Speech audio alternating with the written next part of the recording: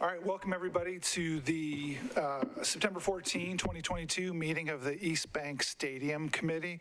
The topic for today is an update on the status of negotiations. We've got a presentation today from the mayor's office.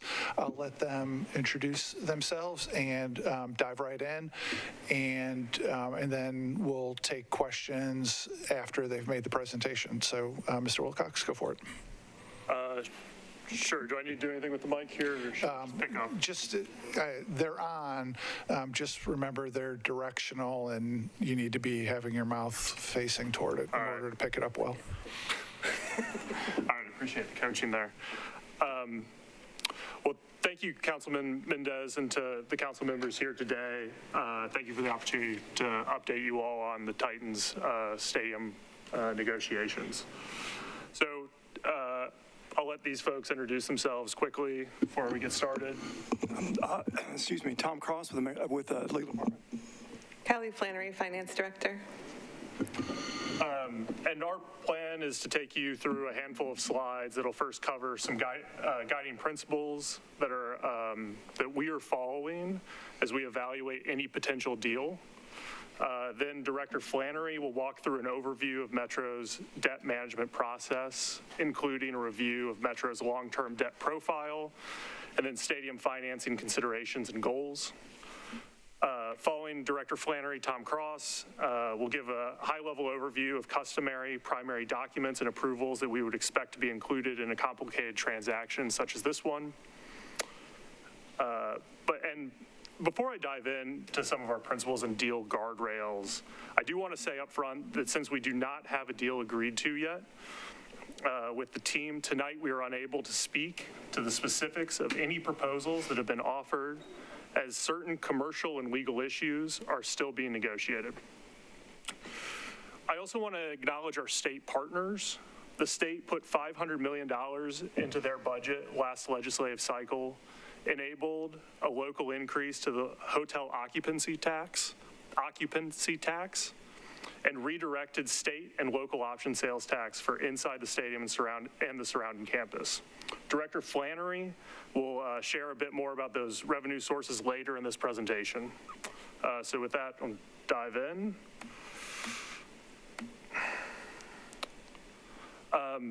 So earlier this year, the mayor outlined in an op-ed his principles for the negotiation process.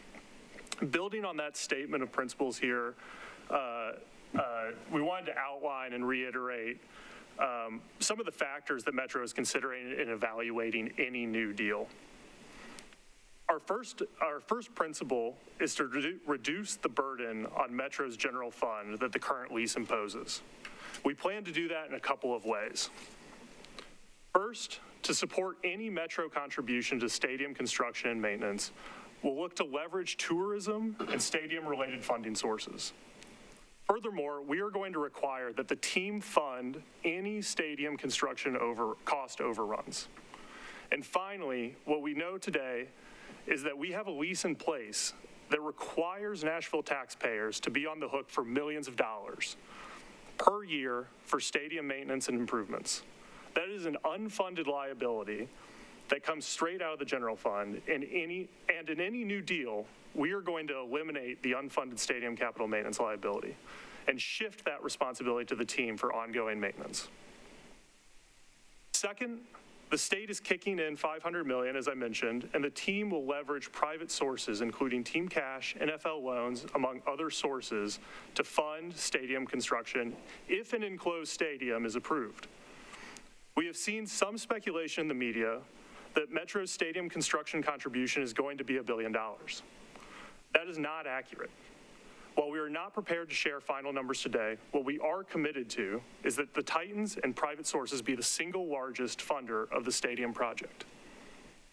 Third, we will retain ownership of all stadium and campus property. In any new lease that we consider, we will take back the development rights forsaken in the original lease in order to transform the surface parking lots that currently characterize the East Bank today into community uses like affordable housing, multimodal transportation, parks and greenways, cultural and civic institutions, and hopefully more. Fifth, we will make make sure any stadium solution generates demonstrable economic growth. And finally, as part of any new deal, we're going to make sure that the Titans stay in Nashville for the long term. With that, Kelly, I'll hand it over to you. Thank you, Deputy Mayor. When I thought about what I wanted to talk about today, I wanted to be responsive to the committee's questions that were circulated last week, and thought about how to kind of put them in a presentation. And I thought a moment about, are we all on the same page? I think this group, council members, we're really fortunate in that we have a pretty vanilla debt profile. We always bring you water bonds and geo bonds, and so we don't talk about them a lot because you all know what they are. And this is special and it's different. And so if you'll indulge me for 5 minutes, I thought it might be worth it to just kind of walk through, what have we got? What does it mean? And what does it look like? And it reminded me, and I wish Councilmember Allen was here, because when she was budget chair, we would always go through the agenda beforehand, and she would always say, I'm going to ask you this one for the viewers at home. And so in the spirit of her, like, this is for the viewers at home. We've been getting a lot of press inquiries and kind of off the record, what are bonds? How do they work? And so if you already know this, enjoy 5 minutes of relearning it. If you don't know it, it's the first time, but I think it's worth the walkthrough. And just for a moment of personal privilege, I'd like to thank the Vice Mayor and Chairman Mendez for convening this group. We don't get this opportunity a lot to kind of talk through things. And in my year here, that it's never been the academic, what to do. It's always, how do we deliver it to you? So I really do appreciate the opportunity to kind of set the table before we ask you to eat anything. So here we are. So geo bonds, we do them a lot. We talk a lot about the CSP. We spend a lot of time on the CSP, and it's just how we fund Metro and schools capital program. And guys, debt's not bad. It's okay. You have a mortgage. It's okay to have a mortgage. It's really the volume of the debt that makes it manageable. And much like your personal mortgage, when the bank decides if you're credit worthy, they look at your credit score. Same thing on the bond side. They look at your bond rating. And Metro enjoys a AA rating. We're really fortunate for that. And the ratings are not just how much debt do you have, but what is the financial condition of the city. So, in the budget process, I hounded you guys about fund balance, and it wasn't just about preserving it for emergencies. It's for this. It determines our credit score. So when we burn it off, you are detrimental to the credit score. So it's very important, just like in your personal lives, that you maintain a positive credit score. And some of those factors that go into our credit score are in our control. What are our debt policies? How much money are we going to spend? And some of them aren't. We can't control the economy. So for those factors that we can control, we need to control them.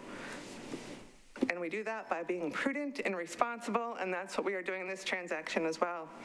And so that's GEO, it's just capital of the city. And then we have revenue bonds, and our most common is the water system, and that is solely paid by water revenues collected that can't go anywhere else. They are pledged to bondholders first. They have to stay in the system. But sometimes, see them? Slide. We backstop debt, and that was one of the questions that we got on the committee meeting, and made me realize, I don't know if everybody knows what we're talking about there. So let's talk about it for a second. And the best way I can explain the backstop that we put in the bonds sometimes is, it is if you wanted to go out and buy a house, or go buy a truck. Decide you want to buy a truck because you got a new job and you're going to go to work. And you can afford it. Your new job gives you plenty of revenue, but maybe you haven't built up credit yet, or your credit's not great, so you ask your parents to co-sign for you. It doesn't mean your parents are ever going to pay your mortgage. It just means you're telling the bank, I have someone to support me. And that's what we do sometimes. And it's not because deals don't cash flow. So anytime we backstop something, the deal as we present it cash flows. But because there hasn't been a history in many cases, so if you look at the convention center bonds, those were backstopped. That deal was issued during the recession with revenues on a convention center. Try selling that to a bank, right? That's a hard sell. So we said Metro will backstop it. And that doesn't mean that if, we took out $200 million, that we were going to pay it all off. It meant if in one given year there was a shortfall, Metro would come in for it. Doesn't mean, and then every other dollar that came back in still goes towards the debt. It doesn't mean every single shortfall would then be covered for Metro going forward. And so that's what we look at. But that's a delicate balance, because for every backstop we're putting onto these special projects, it's a dollar we're taking out of our GO projects, right? Because you can't pledge the same dollar twice, even though you might not actually be spending it on one of these deals. So it's a delicate balance on if we want to pledge the backstop to get a better rating and a lower cost of borrowing versus are we taking from Metro to do that? And so what the goal is going forward. Oh, sorry, I'm way ahead of myself. So what the goal is when we're looking at this transaction, how do we reduce the exposure to the Metro government bonds, but also getting the lowest cost of borrowing for whatever stadium construction might be coming down the pike? And I just wanted to talk a little about policy and procedure and process. I know, typically we would just come to you with a deal and never really think about how it happens. And I had a mentor that kind of laid the importance of guardrails anytime you're doing a deal, and we really lean into it anytime I go forward. And so we've set these guardrails for this transaction, and it might not be equal legs of a stool, but this is a three-legged stool. We're not the only party in this transaction. So how do we leverage the resources that the state is offering, the team is offering, as well as the revenues that have been afforded to Metro? How do we use all of those equally, appropriately? It's not just everybody throwing your money at the same time and see where it lands. There's different timing constraints. When this project is going to be delivered, when our revenue is going to be realized, and how do we best leverage those resources? It's one of the largest considerations we're going to have on this transaction. At the same time, we need to make sure that we're minimizing the interest costs to the project as well as the general fund exposure. And you'll see on the next slide, not yet, sorry, that we do have some under the current deal, and we don't want to in the next deal. So how do we do that? And same with the water and sewer pilot, also a Metro contribution. And then right now we're responsible for the long-term capital maintenance at the existing stadium. How do we find a funding source to alleviate that and eliminate our liability for that unfunded mandate that the Deputy Mayor referenced earlier? So on the existing stadium, I'm going to throw out a year, 1996. I'm looking at Tom, keep me honest. Is that right? Okay. We borrowed $74.8 million in GO bonds. So the same GO that funds capital for schools and sidewalks, we used to acquire the land for the East Bank property. That was obviously fully funded through Metro and is paid by property tax, sales tax, and all non-tax revenues for the payment of the debt. And we additionally have borrowed $116.8 through the Sports Authority. Again, backstopped by Metro. Thankfully, we've never had to use any of our money, but it is capacity that we're taking from Metro government and giving to the Sports Authority, and that has been repaid through the water and sewer pilot as well as the ticket tax. And we're looking at the options for the new stadium. There are three, and they are all very specific. They are exclusive for the construction of an enclosed stadium, a roof stadium, or a stadium and surrounded infrastructure. They cannot be used for anything else. So if not for this, then for nothing. They are only applicable to the construction of an enclosed stadium. And so these are the three that we're looking at. The first one is the 1% hotel occupancy tax. The state, again, thanking them for their partnership, has granted the authority in the most recent session to impose additional 1%. It will require approval of this body. And we enjoyed a very lucrative $18.6 million unaudited in 2022 on 1%. So it's a meaningful revenue source for this project.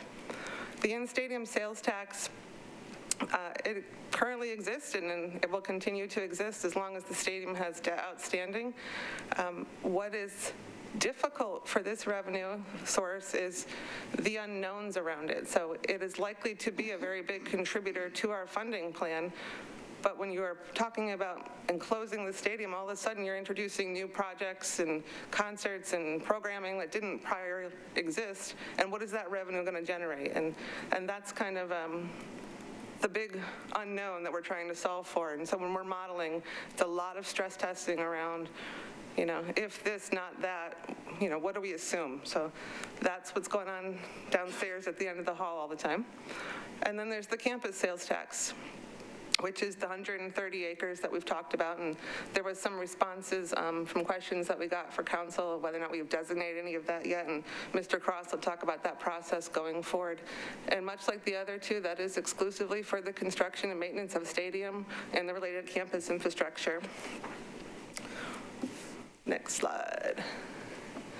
And so knowing what our guardrails are and what our options are, we're looking to leverage those primary stadiums to a revenue-only debt structure. So my goal is to not do a Metro backstop to finance this program. So no Metro revenue and no Metro backstop. So if the revenues that we just contemplated don't perform, Metro's not on the hook. That was what we're hoping to achieve. And we're trying to ensure credit quality and minimize interest costs. So there becomes that balance. If we don't offer that backstop, how much more will it cost us to issue debt that isn't as secure? And is that trade-off there? So that's market dependent, and we are entering a very unsure economic condition. So that is one that we are also stressing. What does it look like if rates go up 50 basis points, 100 basis points, as much as 150, which isn't unlikely? And those are the things that we're looking at. And again, the most important thing we're looking for is outside of the debt, how do we keep this facility moving without asking Metro to fund it? And is there excess revenue within those waterfalls that can make that happen? And sorry, you don't have to go back, but I should mention, so those are the three primary. There are still the TSU payment, what else have I got? The water sewer pilot, I don't want to take them off the table entirely. There could be a need for them because these are new revenues. They will not generate revenue until the building is operational. So there could be a presentation for consideration that might contemplate the pilot through completion of construction, but it wouldn't bond, it wouldn't pledge any of those resources to the future debt.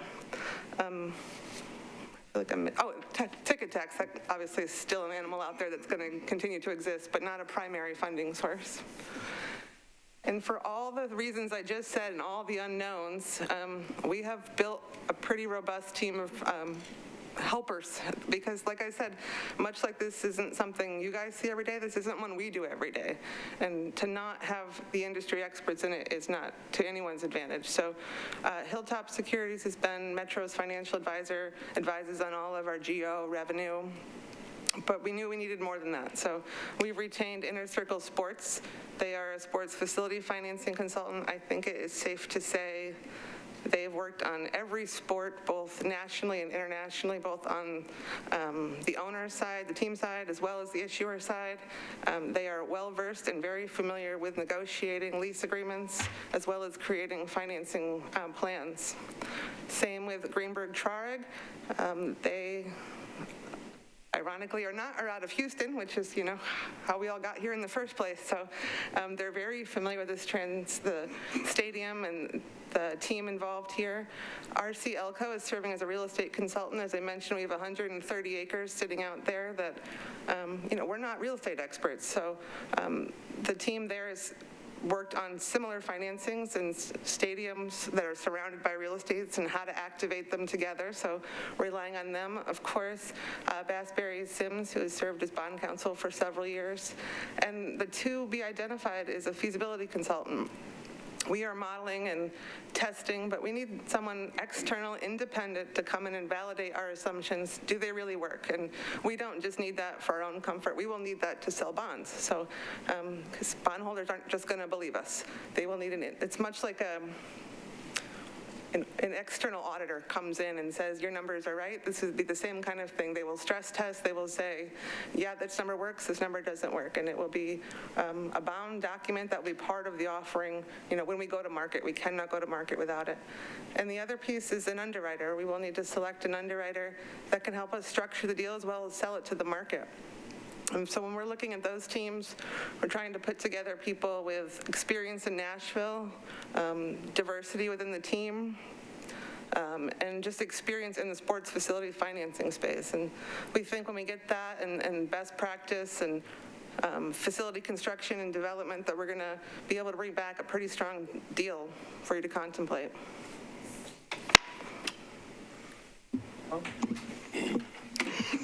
Thank you. I first would like to echo Kelly's comments about the people that are working with us on this deal. I can't say, I have been here since 1995, and I can't say that I've had a primary role in every sports facility deal that we have done since then, but I have been around then, and I think this is the best group of advisors that we've ever had in place to help us with a transaction like this. And of course, it will be the biggest that we have ever done, so it's completely justified. But I have tremendous confidence in the people that we have working with us on this deal to help us get to the place where we need to be. This is mostly familiar stuff that we would expect to see on the transactions that have come before the council before that have to do with sports facilities, most recently the soccer stadium. Most of these are going to wind up being between the team and the sports authority, but of course we would expect to see a team lease, a development agreement. The development agreement is usually the one that talks about how the facility is going to be constructed, who pays for what, who's responsible for construction, when it has to be completed, and then the lease kicks in when the facility, really at the end of the development agreement, when the construction is completed. A guarantee to make sure that the obligations that the team has signed off for in the development agreement and the lease have some asset-backed responsibility behind it. Hey, Tom, can you just scoot a little bit closer to the microphone? Rarely get accused of not talking loud enough. Thanks. But thank you. A non-relocation agreement that makes sure that the commitment the team has made to stay with us for 35 years at least is honored. And then, of course, this is all generally brought before the council in a package that goes along with an agreement between Metro and the Sports Authority, an intergovernmental agreement that lays out the conditions under which the Sports Authority can issue the bonds that Kelly was talking about. And this package of documents is important for us to make sure that everything is in place to make sure that we will have the revenues to pay the bonds back. So the things that you can expect to see, thank you, this package of Sports Authority documents and the other two that Kelly mentioned already, the council will have to opt into this additional 1% hotel occupancy tax. Hope to bring that in front of you sometime late this year, early next year, just to get it going. And then Kelly also mentioned that the 130-acre campus sales tax redirect is something that the council is going to have to designate the area for. It has to be 130 contiguous acres around the stadium, but you have some flexibility there to maximize the revenue. And I believe the state also has to approve that. Next slide, please. Then the list of documents and approvals that distinguishes this deal from other sports facility deals has to do with the fact that, as currently envisioned, Metro will kind of be in the shoes of the developer for the land around the stadium. Now, the expectation is that a lot of that land is going to wind up being green space and other things that are directly beneficial to the public. But there's a lot more that's going to be developed for mixed use and other things that the mayor has spoken about before. So in order to allow those things to happen, first of all, the property will have to be transferred to Metro. The Sports Authority isn't in the development business, and really Metro isn't either. But to facilitate this development, the property is going to probably have to be transferred to Metro, and both the Sports Authority and the council would have to authorize that. We also have, in order to make this work, we're going to have some design work done on the infrastructure that goes in to support not the stadium, but the stuff that's going to be built around it, and also a process for how that's going to get installed, and in some form that will come before the council as well. Then Metro's likely to take on responsibility for building parking. Of course, if we build new stuff where there's currently surface parking, some of that parking at least is going to have to be replaced. Because at least some of that parking is going to need to be used during games and other events, there will need to be some agreements in place that describe how that happens. So the Titans are going to need to be able to use that for their patrons on game days, and it's going to need to be available for other uses when there aren't events going on at the stadium. And because of we hope and expect these will be big events in the entire campus, or at least parts of it, during game days, there needs to be some close coordination between what's going on in the stadium and what's going on in the campus to make sure there's adequate traffic flow and public safety, and that the public can get in and out safely and enjoy the events. So there will need to be agreements that address those two.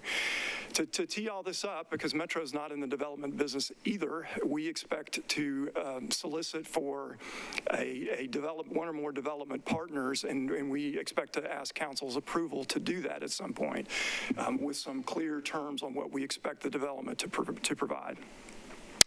Finally, at the end of that, we envision ground leasing these properties to one or more developers, and entering into agreements again to lock in what we hope to and expect to see built over there for the benefit of the public. Thank you. Thanks. Committee, I'm going to ask a couple of clarifying questions, and then I've got a whole bunch that aren't really clarifying that I'll save until after you guys ask your questions. First, originally, I think, as you know, we had invited the team and the administration to come speak today. The team asked me to make sure that the committee knows that the Titans look forward to the opportunity to meet with and discuss items of interest with the committee, but that for today, given the fact where the parties are, the administration requested the time available for their presentation, and the Titans and the administration continue to work together toward getting to the finish line. So they wanted me to make sure to mention that they're here, they're listening, and they're willing to come talk to us whenever we want. Okay, I'm going to ask a couple of clarifying questions. I think on Kelly's, Director Flannery's slide that had the three types of taxes implemented by the state, I just want to clarify that the top one of those is only applicable to an indoor stadium, but the second and third, the in-stadium sales tax and the campus sales tax, are applicable to any stadium. Correct. All right. And then question for Mr. Cross. You mentioned the council will have to draw the 130 acres to maximize revenue, and I guess I wasn't clear whether you meant maximize revenue for the campus and therefore supporting long-term maintenance, or maximizing revenue for Metro, because there could be, if new TPAC is built over there, drawing it in the 130 acres maximizes revenue for the campus, drawing it outside maximizes revenue for Metro. I'm just curious which one you meant. That was inartfully phrased on my part, but I assume that those are things the council will take into consideration when it chooses how to draw that district.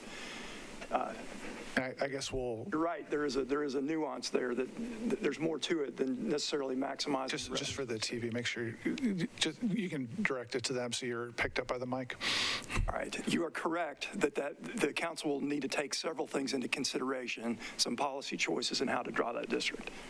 All right. And then along those lines, the last of my clarifying questions goes to a comment that Mr. Wilcox made and Director Flannery, and it's regarding the shifting the capital maintenance cost to the team, and the idea of a financial goal of using no Metro revenue. And I guess I just want to get clarity on the ability to shift the maintenance cost to the team forever depends on that campus sales tax state law, right? Because half the sales tax, Metro sales tax from the 130 acres is going to be committed to the deal per state law for things like long-term capital improvements. So it's due to the state law creating the campus sales tax, that's what enables the ability to shift the maintenance costs to the team in the long run. Am I understanding that right? Don't need both. That's not it. It's a good question. I guess the way I would answer it is, as you pointed out, some of these revenues that have been made available by the state in stadium sales tax, for example, by state statute have to stay in the stadium. And so what I was speaking to before is the team shifting risk to the team for anything that those excess in-stadium sales taxes above and beyond the construction could support. Does that answer? Yeah, I guess let me try it again. I think I kind of butchered it. The benefit, one of the benefits that we've heard about is that the general taxpayer has or I guess the way you put it today, is a reduced burden on the general fund for capital maintenance and improvements. And I think there should be clarity that in large part is purchased by these state mandated uses of Metro tax dollars, whether it's hotel, motel, or in-stadium sales tax or campus sales tax. I mean, clearly, you can say it. Yeah, I guess I don't know how to answer that differently than, the state has provided these three revenue sources. All three either need to stay in the campus, and some have to be captured in the stadium. And so, if there are excess revenues above and beyond what is necessary to cover the Metro portion of a new stadium construction, then in the case certainly of in stadium, as the previous example, those would go to presumably maintenance, ongoing long-term capital maintenance. But then because of that, we would be shifting off of the general fund, and if there was needs above and beyond that, the team would be accepting those responsibilities. All right.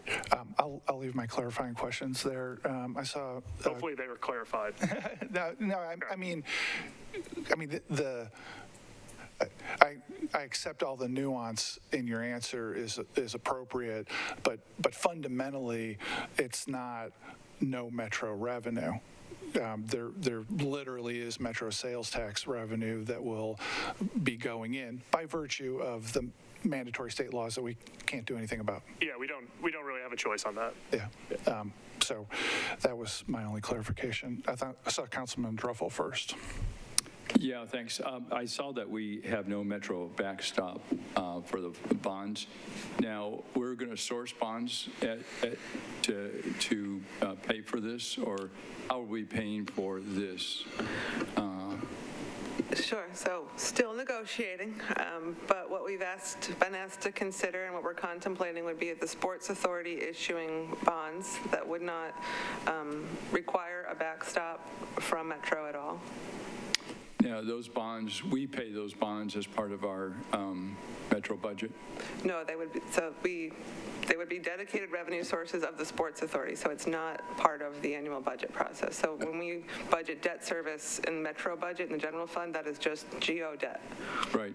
So I just want to make sure this doesn't come back into as a part of our budget costs? No. So we're Not at as currently 14.5% as a percent of budget right now. We're going to stay. No. This won't impact that at all. No, and if you can go back to the existing debt we have, that's with the sports authority, same thing. It never comes back to the general fund. The only time it would ever come back was for those ones that have a backstop on them. If there was a shortfall in any given year, Metro would be responsible for that portion of the shortfall, and we would have to come back to council. I mean, unless it magically lined up with the budget cycle, but likely wouldn't, but we would come back and make that ask at that time. Thanks. I just want to clarify. Thanks. Councilmember Parker. Thank you, Chair, and thank you all for being here to give us these updates on the process and some of y'all's thinking and approach here. It's very helpful. I had a few questions. So, as I understood from Director Flannery, if these revenue sources don't perform, in this case, Metro won't be backing them, so we would not have to close that gap. Are y'all considering some kind of protections if these revenues overperform projections? And so what happens if the revenues far exceed what's needed to cover the debt? That is a very active part of the negotiation, but to the extent that those three primary sources are dedicated to stadium, whether it be an enclosed stadium or a stadium and stadium-related campus, it can't go beyond the state-defined allowable use. But we are contemplating, once we satisfy the debt, where does those excess revenues fall? Does it go immediately to capital? Do we retire debt, accelerated? Those are the things we're contemplating and negotiating with the team right now. Okay, thank you.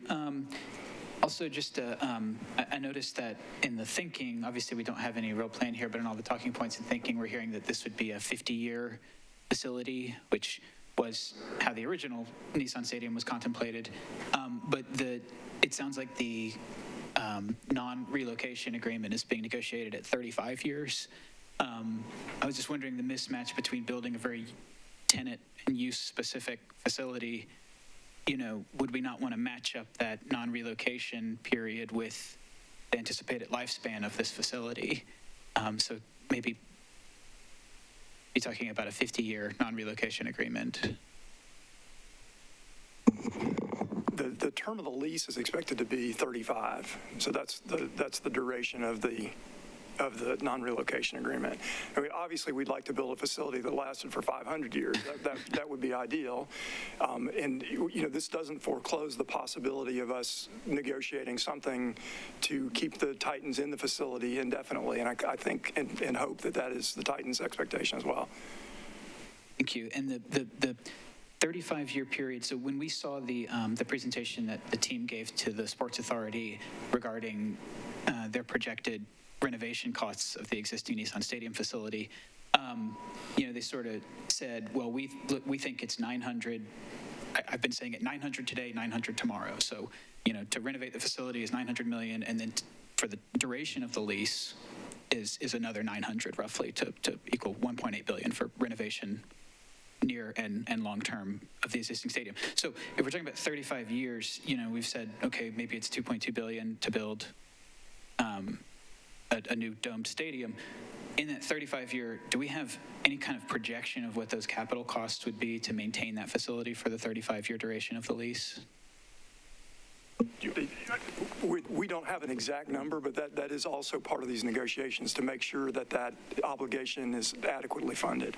So we are sensitive to that, and we and the Titans have a strong incentive to make sure that there's enough money coming in to cover whatever that number is. Sure. Okay. And it's a big number. Don't get me wrong. Yeah, I mean, I guess is it 1 billion? Is it 3? Is it 5? It's unlikely to be 3 or 5. Okay. Thank you. And then lastly, sorry, I have a lot of questions. In looking, sort of zooming out with the all these revenue sources that are being sort of captured for,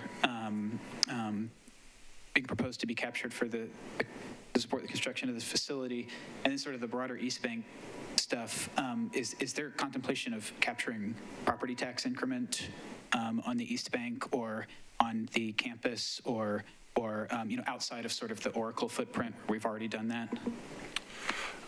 Certainly, we're not contemplating that for construction of the stadium. I think we're back here in October maybe to talk about the 130-acre campus development, and we'll talk about our funding plans for campus development then. But we're not considering using property taxes or increment financing for stadium construction. For stadium, okay.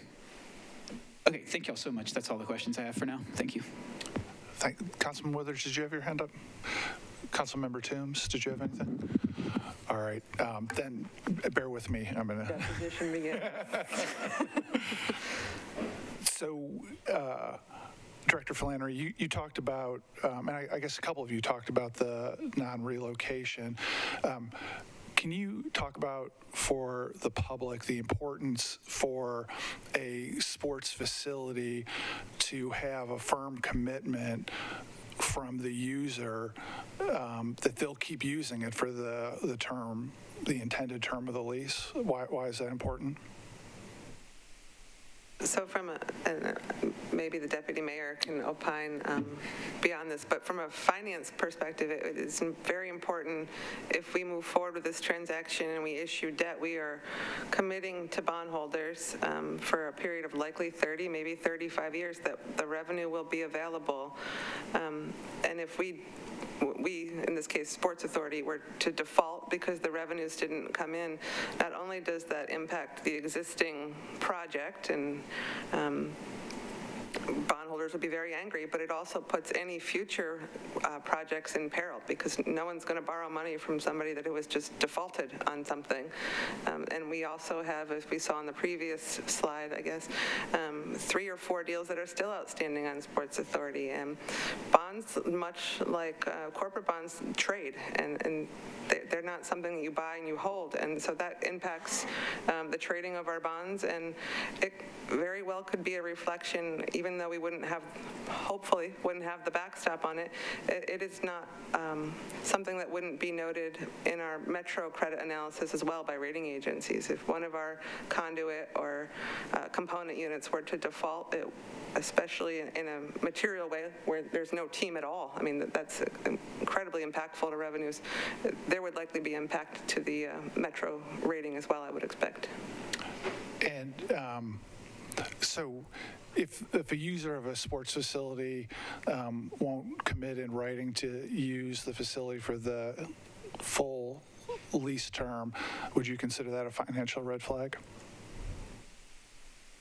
I mean, here, I understand the Titans are agreeing to it, but I'm just trying to narrow down about why that's important. I don't know if it's a red flag. I mean, because you're always going to have, even if the Titans commit, right, there could still be an NFL strike. So it's much like when I was talking about the ratings, and there are things we can control and things we can't control. Could we control if there was a strike or, another pandemic where maybe they're not playing games? No, but for those things like that where we could control that, I don't know that it's a red flag, but I think it's an opportunity to take some of that risk off the table. Gotcha. And then I guess the other topic, and then I'll go to you, Councilmember Druffel. The idea of not having Metro backstop, is that, would it be appropriate to call that a goal or a policy of the administration, or what's the best way to characterize that? In my world, I am the boss, and I make all the final decisions. So for me, it's a mandate. I have not been operating under any other apprehension other than that. That is what we are doing. But I don't know, right? Like for all the reasons I just said, the economy is an unknown right now. And so these revenue projections, while everything cash flows and it provides the coverage that we think we need to sell the debt at an affordable level, if in 3 years that's not the case, maybe we have to come back and, ask for a backstop. I don't want to overcommit, but that is very much the charge I have given, and we are actively negotiating, but it is not something that, frankly, we haven't been asked that, to be honest with you. That is, to be fair to the team, that's something I think they're in full agreement with, and it's a mutual goal, and I think I'm optimistic we will get there. All right, thanks a lot. Councilmember Druffel? Yeah, when I think of risks to the taxpayer where there might be an impact, what is the impact of potential flood that reaches that spot, or how are we going to prevent or take in safety measures to make sure that doesn't impact, assuming, we're saying there's flood, but I don't know how far that our big flood got in terms of the stadium. But now we have a much more expensive stadium at some point, and if it does impact the structure, how are we going to protect ourselves on that side? I'm happy to take it and correct me where I go off course here. Flooding and resiliency is really core to a lot of what we're thinking about over on even the broader East Bank, right?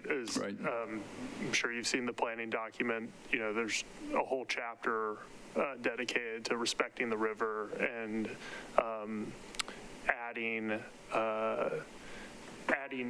as part of any development of that land, adding in measures for resiliency and flood mitigation.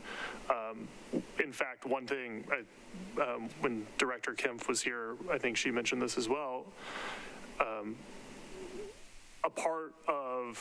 One of the appealing things of actually potentially moving the stadium is that it would allow us to take a district-wide approach to stormwater management and flood resiliency. And so I don't know exactly where the new potential stadium would sit in the floodplain, but as part of the broader development, we're hoping that that entire area, if it were to be redeveloped and the stadium were to move, that it would be much more or much less flood prone and a more resilient development overall. Yeah, I just think that's an important aspect as we keep hearing these 500-year floods now, or whatever we get.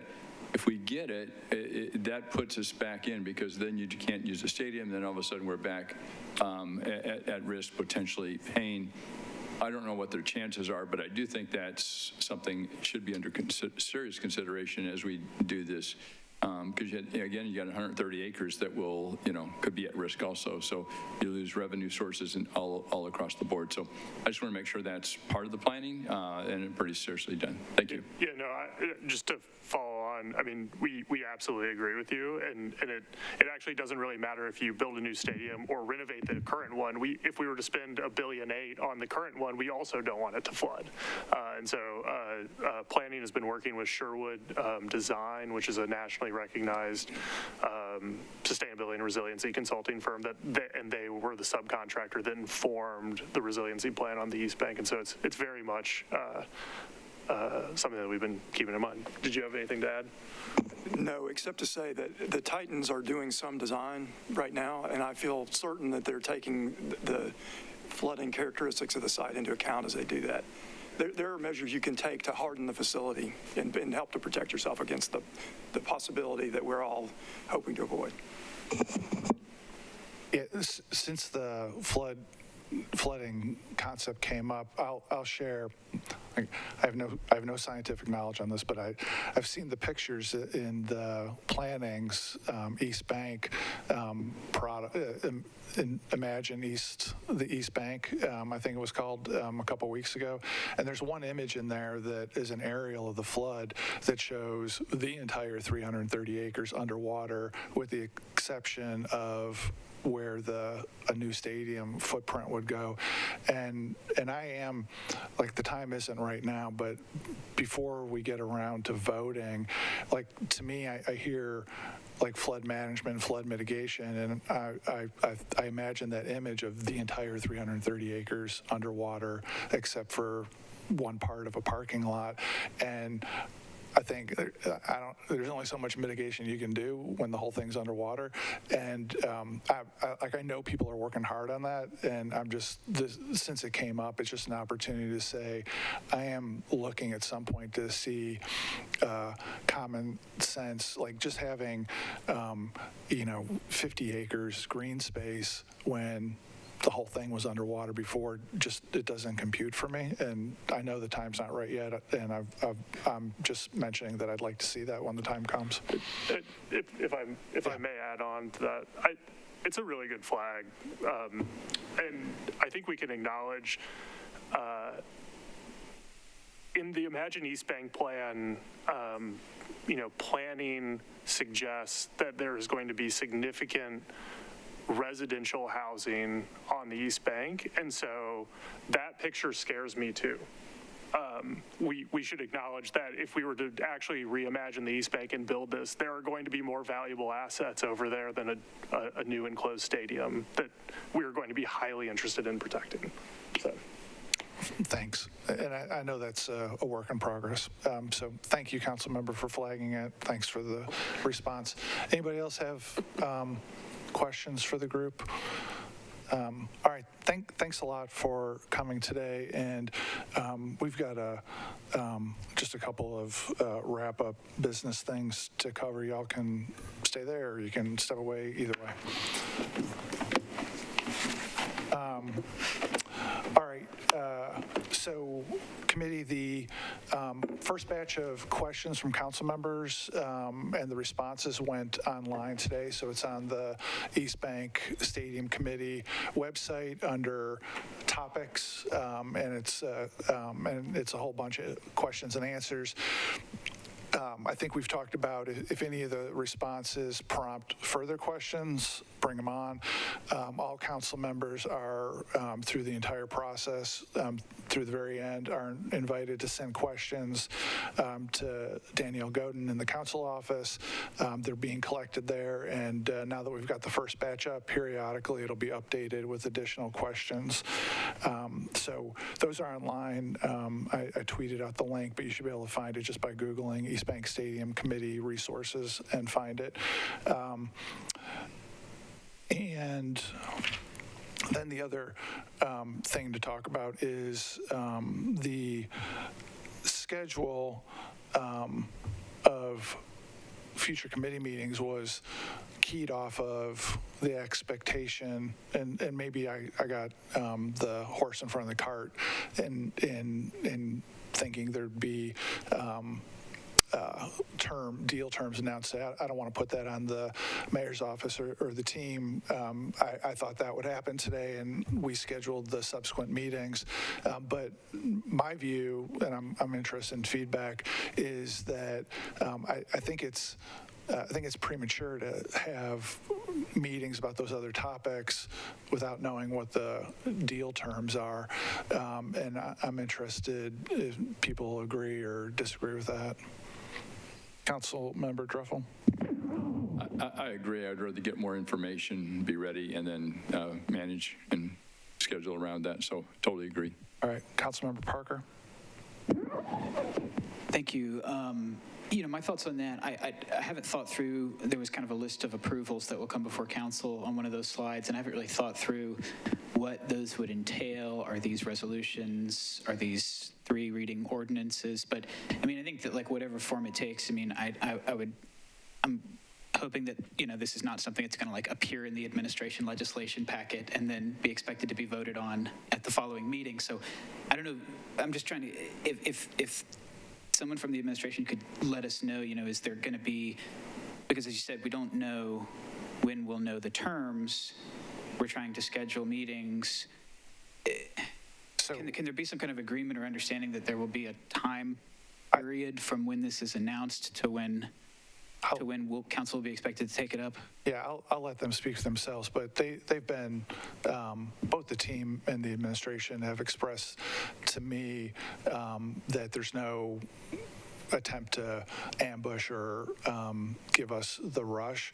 And in a couple of conversations I've had just in the last several days, I think there's a natural hesitancy to set an artificial, everything's going to be, the deal's going to be done by 7 days from now or 2 days from now or 15. I think there's a natural hesitancy to do that. But they've, and again, I'll let them be clear, but they've been pretty clear with me that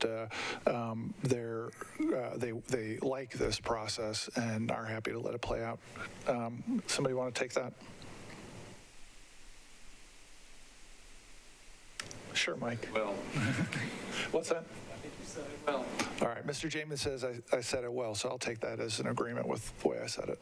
Okay. I mean, I was hoping for like a 4 weeks or 6 weeks. We're gonna have more time. I mean, I'll just tell you my expectation which is in line with what I've heard from folks, is that pile of documents that Mr. Cross described is going to take more than a couple minutes to put together. And so whenever the parties reach an agreement, I think they're going to be eager to tell us about it.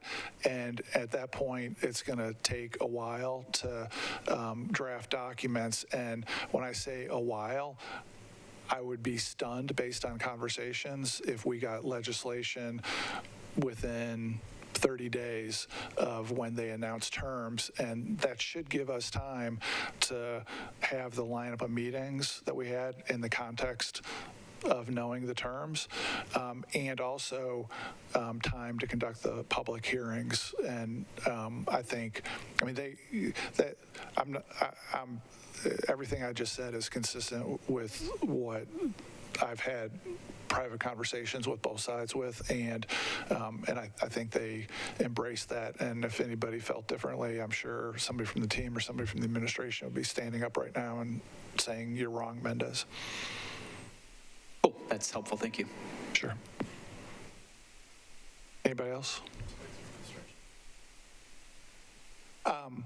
All right, then the next, yes, Councilmember Toombs. Thank you, Chair. Quick question. How does the study play into this? The study that we authorize as council? Yeah, so we, the committee, I mean, the one meeting that we have scheduled already that we should definitely keep on the calendar is we're scheduled for November 9 to hear an update about the results of that venue solutions study. And the administration has told me that they expect to have the study back by then, and that date will work. And so I imagine, well, first of all, I imagine they'll reach an agreement between now and November 9. But one way or the other, if that update's ready to go, I'm expecting we'll hear about that in November. All right, so we're going to leave it then that there's that November 9 meeting's on the calendar, and hopefully the team in the administration, I know they're working hard, and they get to the finish line, and they'll let us know, I'm sure, ASAP, and we'll schedule a meeting as quickly as possible after that to hear about it, and we've got that lineup of meetings that we'll get on the calendar then at that point, if that works for everybody. All right, thanks, everybody. We'll be adjourned.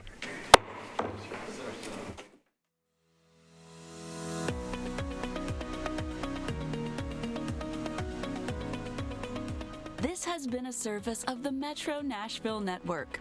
If you would like to see this presentation again, or for more information on this and other programs, visit nashville.gov.